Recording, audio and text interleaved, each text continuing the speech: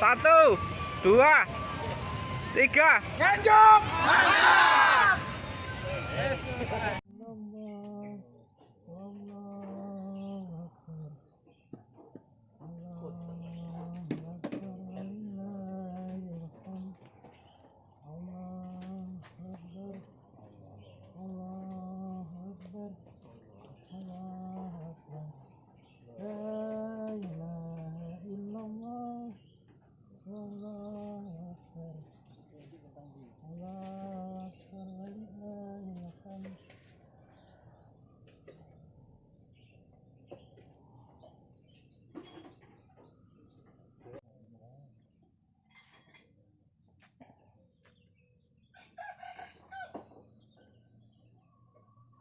Allahu Akbar, Allahu Akbar, Allahu Akbar. La ilaha illallah, Allahu Akbar. Allahu Akbar walillahil hamd.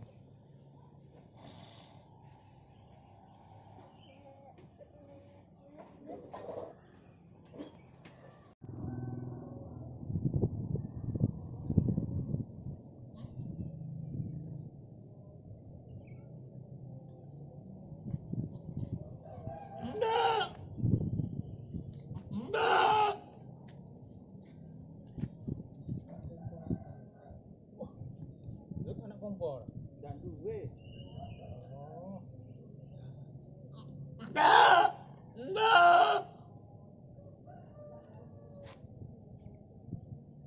Kosan udah ada di kompor.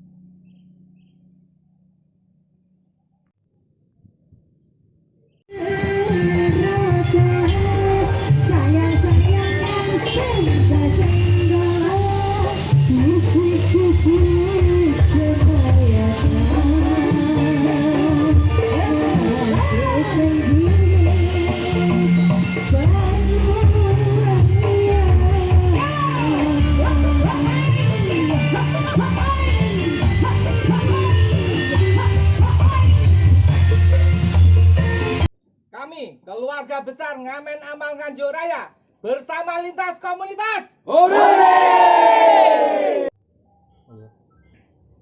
Ini anak saya, Alfa Zida 21 leukemia tahun 2017. Awalnya panas, dikasih dokter obat paracetamol, turun. Reaksi obat selesai, panas lagi, dikasih obat lagi, dingin, panas dingin. Terus dia pernah jatuh di masjid. Dan itu saya pijitkan kemana-mana, tak sembuh-sembuh, tambah semakin pucat. Akhirnya saya bawa ke kita dari dokter spesialis, ternyata diduga leukemia, tapi perlu penanganan lebih lanjut, perlu pemeriksaan lebih lanjut. 2017 SK analisa panas tinggi, dari SK diduga leukemia, 3 hari berikutnya dirujuk ke Sutomo. Dari situ positif leukemia jenis ALL, dan rasanya ya seperti gimana ya, pokoknya bismillah aja, karena kita tidak punya uang juga. Berangkat 2017 dibuka uang 1 juta, akhirnya kita bisa bertahan 5 bulan karena ya dikirim uang dari rumah. Selama 5 bulan kita di sana, pulang ke rumah kita sudah tidak karu-karuan karena sudah listrik sudah ada berjatuhan, lampu-lampu karena dimakan tikus dan kondisi sangat lembab. Akhirnya kami pindah ke Ngunuk ya, sampai pengobatan 2 tahun. Hari ini kita berkunjung ke rumahnya Di Alfa di Desa Purworejo, Kecamatan Ngunut, Kabupaten Tulungagung. di Alfa ini divonis menderita leukemia dan ada tulangnya yang mengalami gepeng, kolaps patah. Berapa Pak ya? Empat tulang belakangnya ya, empat tulang belakangnya patah dan itu membuatnya harus menggunakan penyangga untuk bisa duduk. Dan ini tentu saja sesuatu yang tidak mengenakan dan menyakitkan bagi Adi Alfa. Selain itu, keluarga dari Adi Alfa ini memerlukan biaya untuk membeli pendamping obat kemoterapi seharga Rp700.000 per 2 minggu. Jadi kalau dalam 1 bulan harus menyediakan uang 1.400.000. Tentu saja hal itu sesuatu yang sulit bagi Pak Jahid untuk dipenuhi karena beliau hanya seorang guru honorer dan sekarang juga kondisi COVID ini beliau tidak mengajar dan tentu saja tidak menerima gaji, ya Bu ya. Jadi efek dari pandemi COVID ini sungguh luar biasa bagi keluarga Pak Jahid, terutama sekali bagi pengobatan di Alfa.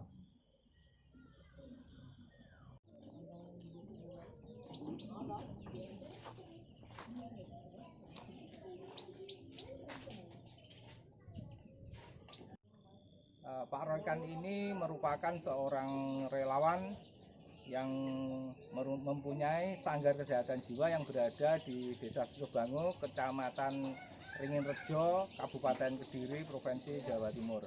Yang mana tujuan beliau mendirikan sanggar kesehatan jiwa ini adalah agar para penderita jiwa pasca RSJ ini yang belum sembuh sepenuhnya bisa mendapatkan pendidikan secara mental, bisa mendapatkan siraman rohani dan mentalnya, yang mana di kemudian hari para penderita jiwa pasca RSJ ini bisa kembali ke masyarakat, bisa bekerja dengan normal dan berbuat layaknya manusia normal lainnya. Semoga saja apa yang dicita-citakan Pak Roykan ini bisa terwujud dengan baik dan para penderita jiwa yang belum tertangani dengan baik bisa tertangani dan kembali lagi ke masyarakat. Salam sehat jiwa. Tujuan saya untuk mendirikan sanggar kesehatan jiwa adalah untuk mendampingi dan melanjutkan pengobatan pasca RSJ atau rumah sakit lainnya. Semoga tujuan saya, semoga penderita jiwa ini bisa mandiri atau paling tidak bisa bekerja yang secara teratur dan bisa menghidupi dirinya sendiri di kemudian hari. Ini saya berada di Sanggar Kesehatan Jiwa rumahnya kepunyaan Pak Roykan di Desa Susobangu, Kecamatan Ringinrejo, Kabupaten Kediri. Ya semoga saja ini dengan terapi lintah yang saya lakukan bisa mempercepat proses kesembuhan bagi para penderita jiwa yang diasuh dan dididik untuk menjadi sembuh, menjadi manusia normal lagi oleh Pak Roykan di Sanggar Kesehatan Jiwa ini. Alhamdulillah beberapa yang pernah saya terapi para penderita jiwa itu tidak kumat lagi. Saya tidak menjamin atau mengatakan bahwa semuanya 100% sembuh enggak, tapi alhamdulillah kebanyakan yang saya terapi dengan terapi lintah ini para penderita pasca RSJ itu mendapatkan kesembuhan dengan cepat, jadi mendorong untuk bisa sembuh. Semoga saja Mbak ini nantinya bisa sembuh dan kembali normal dan bisa kembali ke masyarakat selayaknya. Ini saya coba lakukan metode terapi lintah yang mana lintah juga berfungsi untuk bisa memperlancar peredaran darah, dengan harapan bahwa nantinya para penderita jiwa ini bisa mendapatkan kesembuhan dengan terapi-terapi yang dilakukan oleh Pak Roykan, sehingga maksudnya ini mendorong terapinya secara psikologis agar bisa cepat sembuh dari gangguan jiwanya. Dan alhamdulillah beberapa pasien penderita jiwa yang saya lakukan dengan terapi lintah kemarin itu juga alhamdulillah tidak kumat lagi. Tetapi untuk melakukan terapi lintah ini saya berani melakukannya jika sudah mendapatkan perawatan jiwa di RSJ. Jadi pasien pasca RSJ, kalau belum saya terus terang aja belum berani karena mereka masih belum mendapatkan obat-obatan medis dan juga perawatan medis. Jadi mungkin masih ganas atau masih galaknya itu. Jadi kalau sudah di rumah sakit jiwa, keganasan mereka ini agak mereda, jadi kita terapi mereka lebih mudah. Berarti sudah menyangkut hal-hal yang berkenaan dengan alam.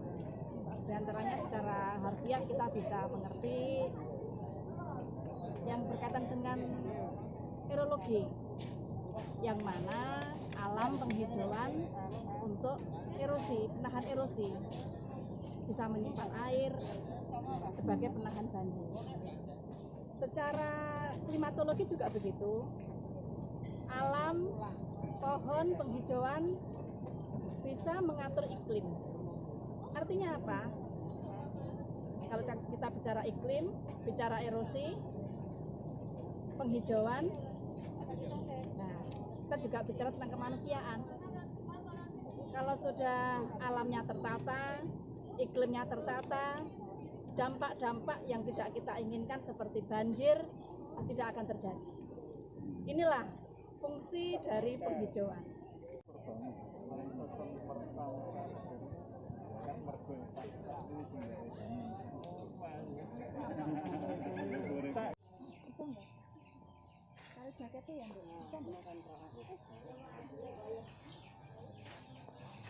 Kok gak adusnya ya Yam ya? Nggih.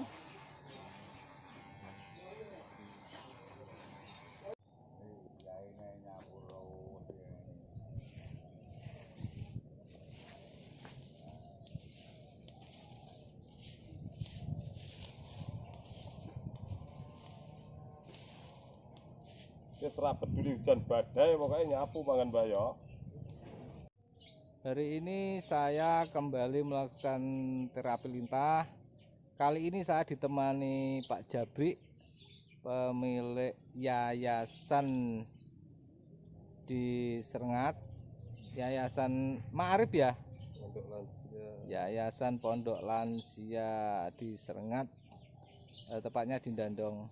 Jadi kita berupaya agar para penderita jiwa ini bisa sembuh dari kondisi kejiwaannya yang terbelenggu karena sakitnya itu. Semoga saja dengan terapi lintah ini bisa mempercepat proses penyembuhan dan terapi yang dilakukan oleh Pak Roykan.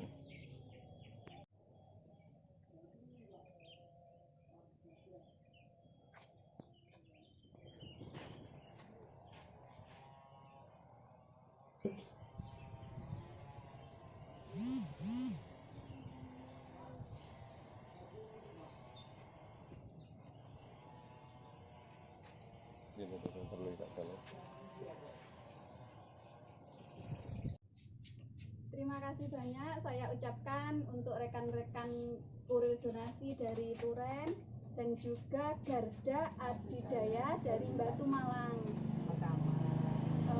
Semoga bermanfaat untuk Panti Tresno Rahayu Tulungagung. Berkah buat semuanya. Senantiasa kita bisa bersinergi dalam kebaikan. Sekali lagi terima kasih banyak. Amin. Namanya siapa? Cicin, Cicin siapa? Cicin Kurniawati. Terus adiknya? Leon. Leon siapa? Leonal Ahmad Nuruddin. Oh, ini rumahnya sudah rusak-rusak ya? Nggih. Oh, pengen apa? Sepeda kah? Enggak. Pengen apa? Rumah. Rumah? Oh, rumahnya sudah rusak ya? Atapnya udah ambruk ya? Ibunya Cicin namanya siapa? Muriati. Kapan meninggalnya? Datang. Sudah 1000 harinya? Masih 100 harinya? Sakit apa sayang ibunya? Stroke. Sama apa? Sesek. Sama sesak napas. Bapaknya di mana sayang? Dek Nanda. Kerja apa di sana? Proyek. Kerja proyek. Anu ya, kuli ya, kuli bangunan. Terus apa namanya? Sekarang Cicin tidak menempati rumahnya sendiri ya. Ikut siapa Cicin? Mbak Fat itu siapa? Bule apa Bude? Coba ya, kita jalan ke dalam, perlihatkan rumah Cicin yuk.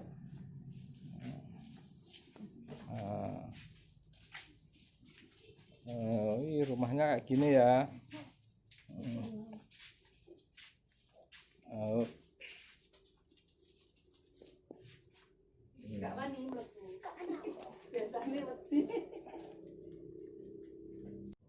Ini adik Cicin dan adik Leon.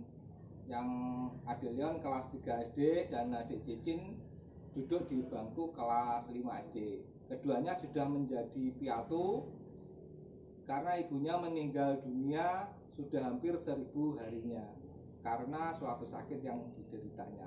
Bapaknya pergi merantau menjadi kuli bangunan dengan gaji yang tidak seberapa dan seringkali kurang untuk mengirimi uang keduanya ini. Saat ini adik Cicin dan adik Leon menempati rumah budenya karena rumahnya ini sudah ambruk atapnya dan juga sudah rusak-rusak. Adik Cicin sangat berharap sekali bahwa rumahnya ini bisa diperbaiki atau dibangunkan tempat rumah yang baru sehingga bisa ditempati lagi dengan nyaman bagi keduanya. Ya, ini bersama Bu Khairiyah ini di Tunglur di Mbadas ini. Ya memang kondisinya kurang sehat secara mental mungkin karena meninggal suaminya. Ya yang jelas ini tidak punya rumah. Kalau Karangan sudah punya kan, kemarin katanya PTSL juga tidak bisa ikut, maksudnya untuk sertifikat tanah massal itu. Mas kemarin kok tidak mengurus PTSL, kenapa Mas? Kan untuk makan aja susah Pak. Oh gitu ya. Kerjanya sehari-hari apa Mas? Kuli bangunan. Ini rumahnya sendiri Mas ya? Maksudnya tanah sendiri ya sebetulnya. Tinggal ngurus PTSL aja kesulitan masalah keuangan. Terus biasanya dapat berapa Mas kalau kuli gitu Mas? 50.000. 50.000. Itu enggak selalu didapatkan ya kerjaannya ya. Kalau pas ada saja Mas ya. Kalau enggak ada ya enggak kerja gitu ya. Iya. Mas, bapaknya sudah meninggal berapa tahun Mas? Sudah lama Pak. Umur berapa sampean? Masih bayi. Masih bayi sudah meninggal. Iya. Ibunya sehat-sehat saja Mas? Alhamdulillah sehat. Maksudnya mungkin ada sedikit depresi karena ditinggal Iya. meninggal bapaknya. Memang ada sedikit depresi gitu ya. Terus keinginannya apa Mas? Ingin punya rumah sendiri Pak. Ingin punya rumah sendiri ya. Sekolahnya sampai kelas berapa Mas sampean Mas? Dulu sampai kelas 2 SMP. Kelas 2 SMP aja ya. Karena persoalan biaya tidak tidak bisa meneruskan Mas ya. Ini bersama Pak Imam sedang melakukan terapi lintah ini. Ya, terapi lintah ini di Kepuh Rejo.